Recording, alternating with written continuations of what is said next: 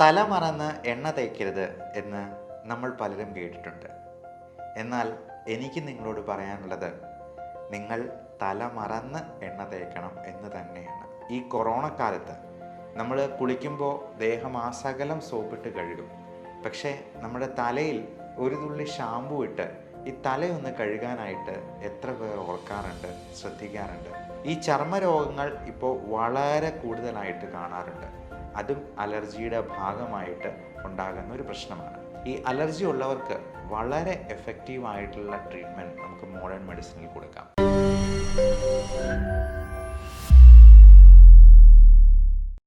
തല മറന്ന് എണ്ണ തേക്കരുത് എന്ന് നമ്മൾ പലരും കേട്ടിട്ടുണ്ട്. എന്നാൽ എനിക്ക് നിങ്ങളോട് പറയാനുള്ളത്, നിങ്ങൾ തല മറന്ന് എണ്ണ തേക്കണം എന്ന് തന്നെയാണ്. നമസ്കാരം, ഞാൻ doctor Bipin Jose, consultant pulmonologist and specialist in paediatric റെസ്പിറോളജി.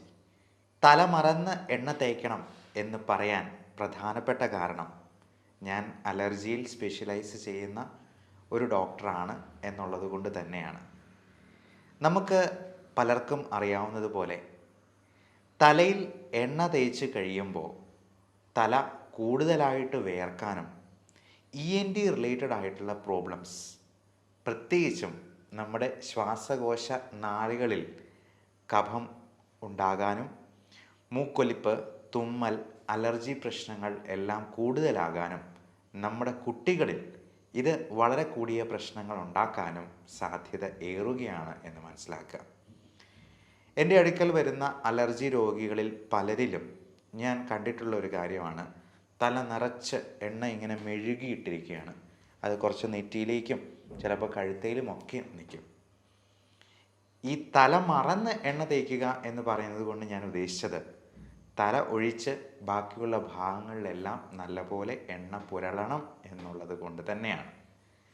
കാരണം തലമുടിയിൽ ഈ എണ്ണ കൂടുതൽ സമയം ഇരുന്നാൽ നമ്മുടെ തല ഒത്തിരി വേർക്കാനും, അത് മാത്രമല്ല പല രീതിയിലുള്ള പൊടിപടലങ്ങൾ നമ്മുടെ തലയിൽ വന്ന് അടിയാനും, നമ്മൾ ശ്വസിക്കുന്ന വായുവിൽ ഈ അലർജൻസ് എല്ലാം ഉള്ളിലോട്ട് പോയി നമുക്കുള്ള അലർജികളും റെസ്പിറേറ്ററി ഇൻഫെക്ഷൻസും ഒക്കെ കൂടുതലാകാനും കാരണമാകും.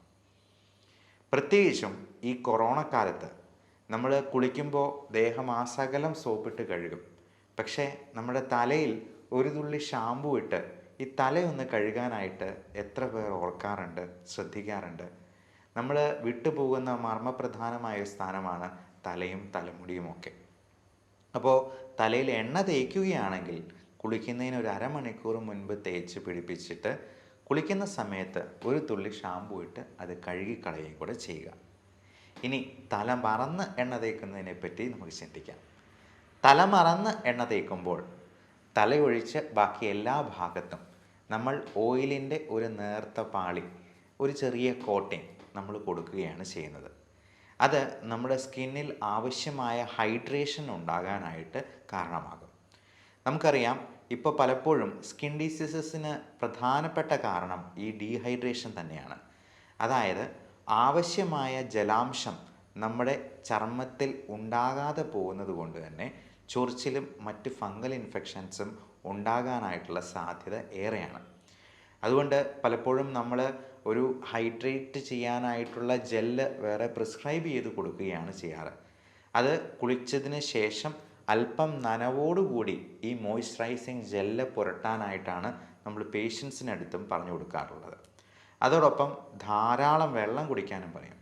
ഒരു ദിവസം 3 ലിറ്ററെങ്കിലും വെള്ളം ആരോഗ്യമുള്ള ഒരാൾ കുടിക്കണമെന്നാണ് അർത്ഥം.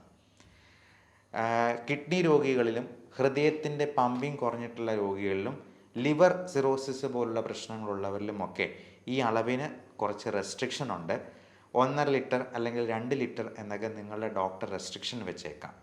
കാരണം നമ്മൾ അതിൽ കൂടുതൽ വെള്ളം ഒരുമിച്ച് കുടിക്കുകയോ മറ്റോ ചെയ്തെന്നാൽ നമ്മുടെ ശരീരത്തിൽ എല്ലായിടത്തും നീർക്കെട്ടുണ്ടാകാനും അതിൽ ഏറിയ പങ്കും നമ്മുടെ ശ്വാസകോശത്തിൽ അടിയാനും ഒക്കെ സാധ്യതയുണ്ട്. പൾമണറി എഡിമ എന്നാണ് നമ്മൾ പൾമണോളജിസ്റ്റ് അതിനെ വിശേഷിപ്പിക്കുക. അപ്പോൾ നമ്മൾ തല മറന്ന് എണ്ണ തേക്കുന്നത് വഴി ഈ അധിക വെള്ളം കുടിക്കാതെ തന്നെ നമ്മുടെ ചർമ്മം മോയ്സ്ചറൈസ് ചെയ്യാനായിട്ട് നമുക്ക് സാധിച്ചേക്കും. ഈ ചർമ്മരോഗങ്ങൾ ഇപ്പോൾ വളരെ കൂടുതലായിട്ട് കാണാറുണ്ട്. അതും അലർജിയുടെ ഭാഗമായിട്ട് ഉണ്ടാകുന്ന ഒരു പ്രശ്നമാണ്. ഈ അലർജി തന്നെ നമ്മുടെ ശ്വാസനാളികളെ ബാധിക്കാം. മൂക്കടപ്പ്, തുമ്മൽ, കണ്ണ് ചൊറിച്ചൽ പോലുള്ള പ്രശ്നങ്ങളായിട്ട് വരാം. കണ്ണിൽ ചൊറിച്ചിലുണ്ടാകുമ്പോൾ നമ്മൾ അതിനെ അലർജിക് കൺജങ്ക്റ്റിവൈറ്റിസ് എന്ന് വിളിക്കും. മൂക്കിൽ പ്രശ്നം ഉണ്ടാക്കുന്നതിനെ അലർജിക് റൈനൈറ്റിസ് എന്ന് പറയും. ഈ അലർജി ശ്വാസകോശത്തെ ബാധിക്കുമ്പോഴാണ് നമ്മൾ അതിനെ ബ്രോങ്കിയൽ ആസ്മ എന്ന് വിശേഷിപ്പിക്കുക. അപ്പോൾ ഇത് സ്കിന്നിൽ അലർജി ഉണ്ടാക്കാതിരിക്കാൻ വേണ്ടിയാണ് നമ്മൾ ആവശ്യമായ ഹൈഡ്രേഷന് ഉപകരിക്കുന്ന രീതിയിൽ തലമറന്ന് എണ്ണ തേക്കാനായിട്ട് പറഞ്ഞു കൊടുക്കാറുള്ളത്. അപ്പോൾ എല്ലാവരും ഈ പ്രധാനപ്പെട്ട വിവരം മറ്റുള്ളവരിലേക്ക് ഷെയർ ചെയ്ത് എത്തിക്കാനായിട്ട് ശ്രമിക്കുക.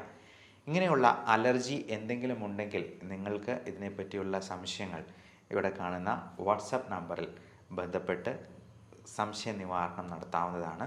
ഓൺലൈൻ കൺസൾട്ടേഷനും അവൈലബിൾ ആണ്. ലോകത്തെല്ലായിടത്തും മോഡേൺ മെഡിസിനിൽ ഒരേ മരുന്നുകൾ തന്നെയാണ് കൊടുക്കുക. അപ്പോൾ അങ്ങനെയുള്ള മരുന്നുകൾ ആവശ്യമുണ്ടെങ്കിൽ നിങ്ങൾക്ക് അത് നിങ്ങളുടെ സമീപത്ത് നിന്ന് തന്നെ അവൈലബിൾ ആക്കാവുന്നതുമാണ്. ഈ അലർജി ഉള്ളവർക്ക് വളരെ എഫക്റ്റീവായിട്ടുള്ള ട്രീറ്റ്മെൻറ്റ് നമുക്ക് മോഡേൺ മെഡിസിനിൽ കൊടുക്കാം. അലർജി ഉള്ളവർക്ക് അത് പൂർണ്ണമായിട്ടും മാറ്റാവുന്ന രീതിയിലുള്ള ഇമ്മ്യൂണോ തെറാപ്പി പോലുള്ള മൊഡാലിറ്റീസും നമുക്കിന്ന് അവൈലബിൾ ആണ്. അലർജിക്ക് കൃത്യമായിട്ടുള്ള ടെസ്റ്റുകൾ വഴി അതിനെ കണ്ടെത്തി അതിന് സ്കിൻ പ്രിക്ക് ടെസ്റ്റാണ് മോഡേൺ മെഡിസിനിൽ നമ്മൾ കൂടുതലും അഡ്വൈസ് ചെയ്യുക. നമുക്ക് പത്രത്തിലൊക്കെ വലിയ പരസ്യം കൊടുത്തിട്ടുള്ള പല ടെസ്റ്റുകളുടെയും ശാസ്ത്രീയമായ അടിത്തറ ഇനിയും പരിശോധിക്കേണ്ടതായിട്ടുണ്ട്. അതിന് കൃത്യമായ ടെസ്റ്റുകൾ ഇപ്പോഴും റിസൾട്ട്സ് അവൈലബിൾ ആയിട്ടില്ല. അതുകൊണ്ട് കൃത്യമായിട്ടുള്ള പരിശോധനകളും ബ്ലഡ് ടെസ്റ്റും ഇമ്മ്യൂണോഗ്ലോബുലിൻസിൻ്റെ അളവും ചെക്ക് ചെയ്ത് അലർജിയെ കൃത്യമായി കണ്ടെത്തിയെന്നാൽ നമുക്ക് ഇത് പൂർണ്ണമായിട്ടും മാറ്റാവുന്ന രീതിയിലോ അല്ലെങ്കിൽ 95% കൺട്രോൾ ചെയ്യാവുന്ന രീതിയിലോ നമുക്ക് ഇതിന് മരുന്നുകൾ കൊടുത്ത് ആവശ്യമായിട്ടുള്ള കരുതലുകൾ എടുത്തുകൊണ്ട് തന്നെ നമുക്ക് ചെയ്യാവുന്നതാണ്.